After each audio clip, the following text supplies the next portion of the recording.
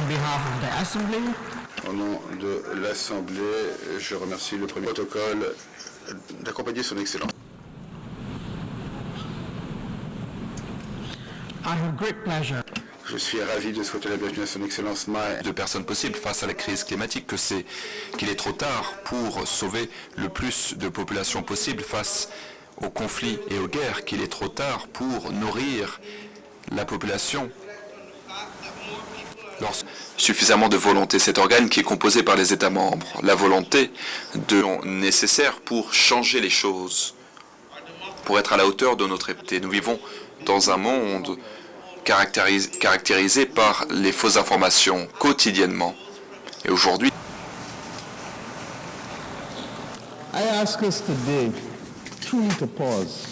sont victimes de faim les quelques 735 millions de personnes qui ont souffert de la faim l'année dernière à l'avenir.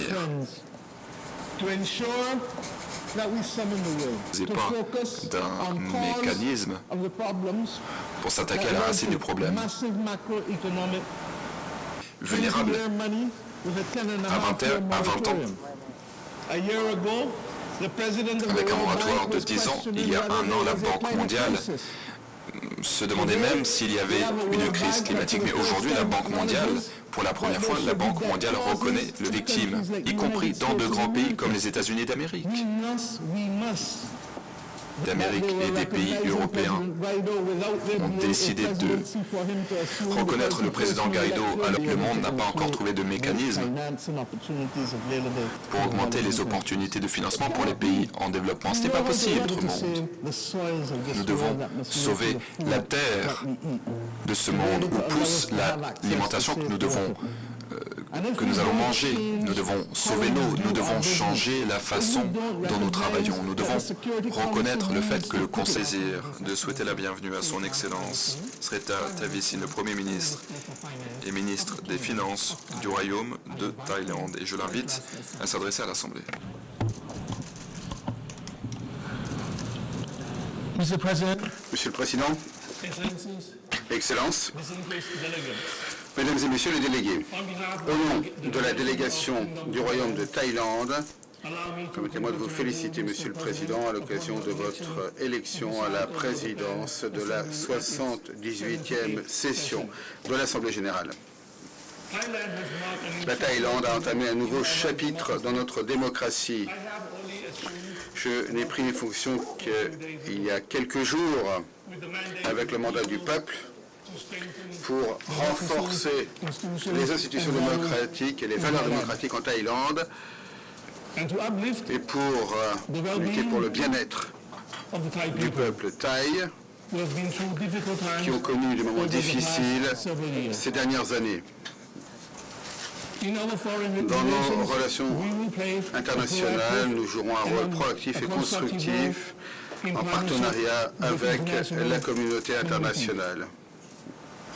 Mon gouvernement prendra également langue avec nos amis et nos partenaires partout dans le monde pour établir des liens plus étroits de partenariat par le commerce, les investissements et les accords commerciaux. Aujourd'hui, nous réunissons en une période de multiples défis mondiaux, y compris une paix internationale fragile, une diminution du développement humain et la crise de la viabilité de notre planète. Ces défis exigent le multilatéralisme et un esprit de coopération internationale. La Thaïlande a l'intention d'œuvrer étroitement avec tous les pays pour relever ces défis avec détermination. Monsieur le Président,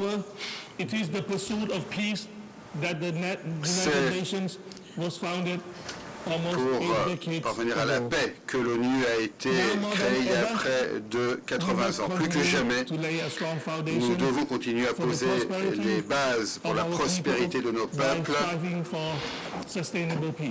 en recherchant une paix durable. À cet égard, la Thaïlande salue les efforts du secrétaire général visant à créer un nouveau programme pour la paix. Nous considérons que cela renforcera nettement les efforts visant à revitaliser le multilatéralisme et à renforcer le rôle de l'ONU en tant que plateforme pour la mise en œuvre de la paix mondiale. La vision de la Thaïlande pour un multilatéralisme efficace est inclusive, résiliente et axée sur les résultats. Dans un monde qui connaît de plus en plus de conflits internationaux, de violences, de bouleversements de l'ordre mondial, nous réaffirmons notre engagement à maintenir la paix et l'inclusion. La Thaïlande mènera des relations pacifiques et coopératives avec tous les membres de la communauté internationale. Nous pensons qu'une paix durable peut être réalisée si nous pouvons renforcer nos relations multilatérales basées sur la confiance mutuelle, la compréhension et le respect. Monsieur le Président, une paix et un développement durable sont liés au respect des droits humains, de la dignité humaine et des libertés. À cette fin, le gouvernement thaïlandais s'efforce de promouvoir l'égalité et la justice, en particulier pour les plus vulnérables et les plus marginalisés.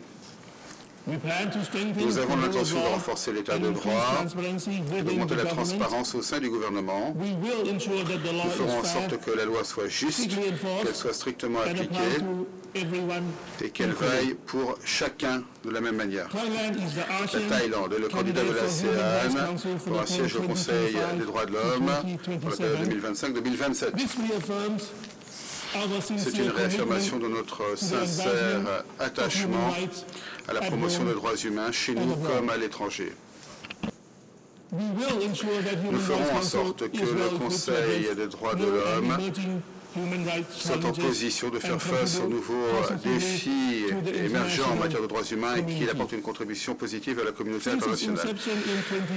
Depuis sa création en 2002, la couverture sanitaire universelle de la Thaïlande a permis de faire en sorte que tous les citoyens thaïlandais aient droit aux soins préventifs et de soins essentiels à toutes les étapes de la vie. Dans les années à venir, nous allons investir davantage pour améliorer notre couverture sanitaire universelle, pour améliorer la qualité des programmes proposés, pour donner à tous les patients la liberté de choisir le prestataire de soins de santé qui leur convient le mieux. Cela permettra de faire en sorte que l'accès à des services sanitaires de haute qualité continue à être un droit universel pour tous. Si la récente pandémie nous a appris une chose, c'est que l'accès aux soins de santé est l'un des services les plus essentiels qu'un gouvernement puisse fournir à sa population. Faire face aux maladies transmissibles saurait être le problème d'un seul pays. C'est la responsabilité commune du monde. Le dispositif sanitaire international doit être réformé et renforcé.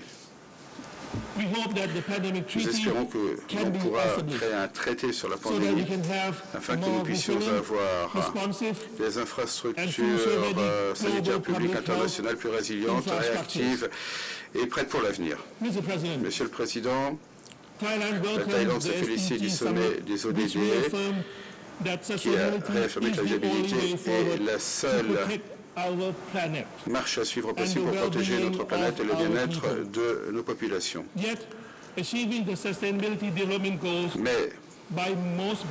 au vu de la plupart des indicateurs, la réalisation des ODD reste très difficile. 12% des objectifs sont en bonne voie.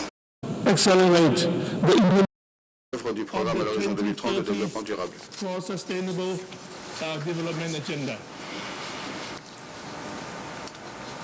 Pour parvenir au développement durable, nous devons tout d'abord prendre soin de nos populations. Mon gouvernement a l'intention de promulguer des politiques visant à stimuler la création d'emplois et à fournir un soutien financier and other vulnerable groups.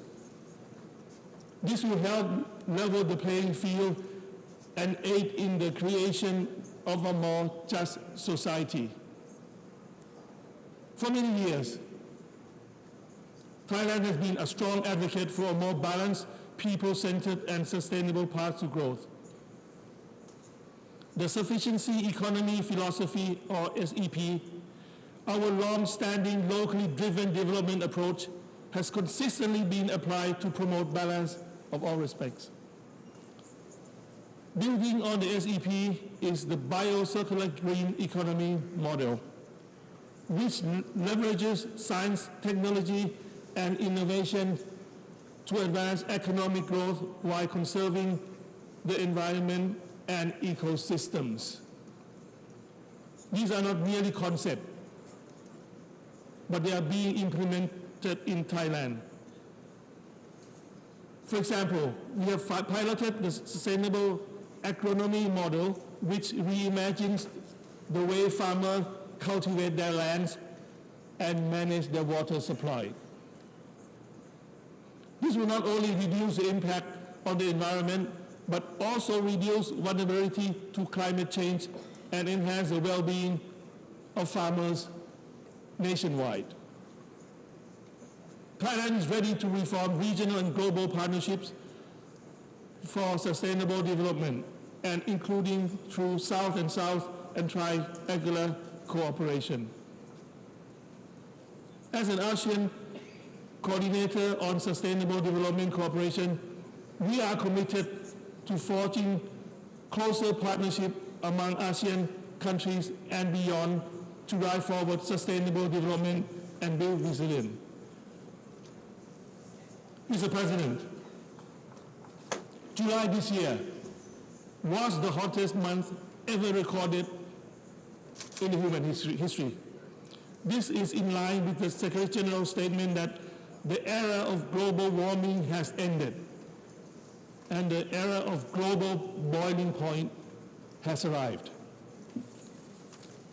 The climate crisis is one of the most urgent threats that require our collective and immediate action.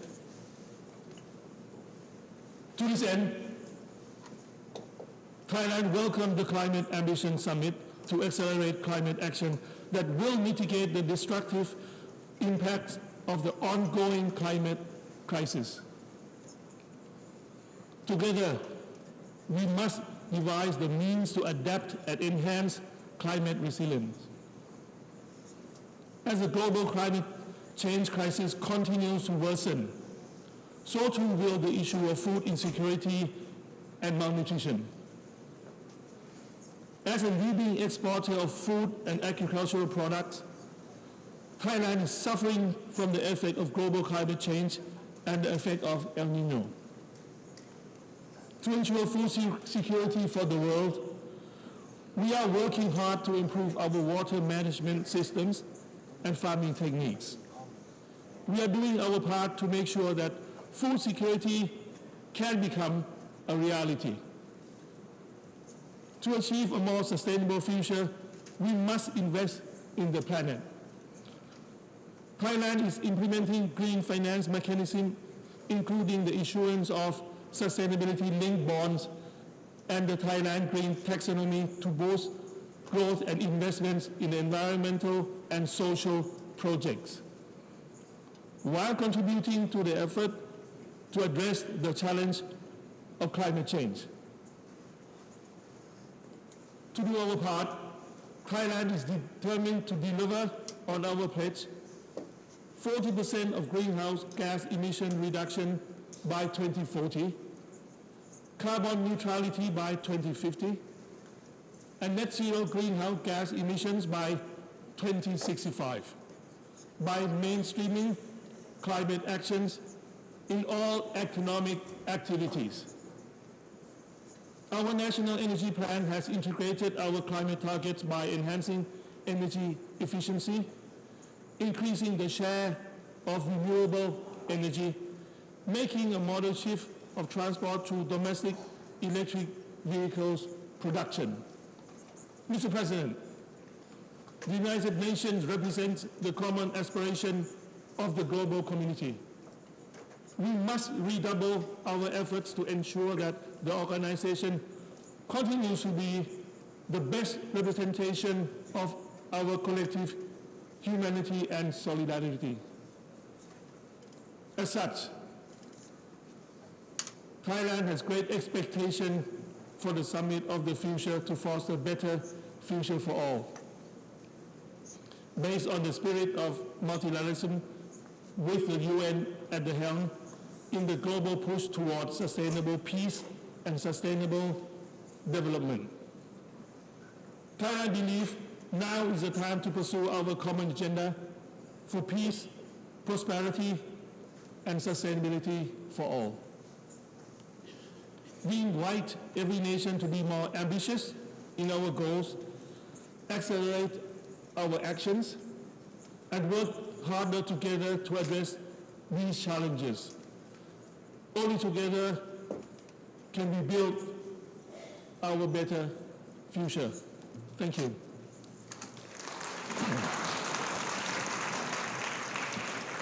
On behalf of the Assembly, I wish to thank the Prime Minister and Minister for Finance, His Excellency.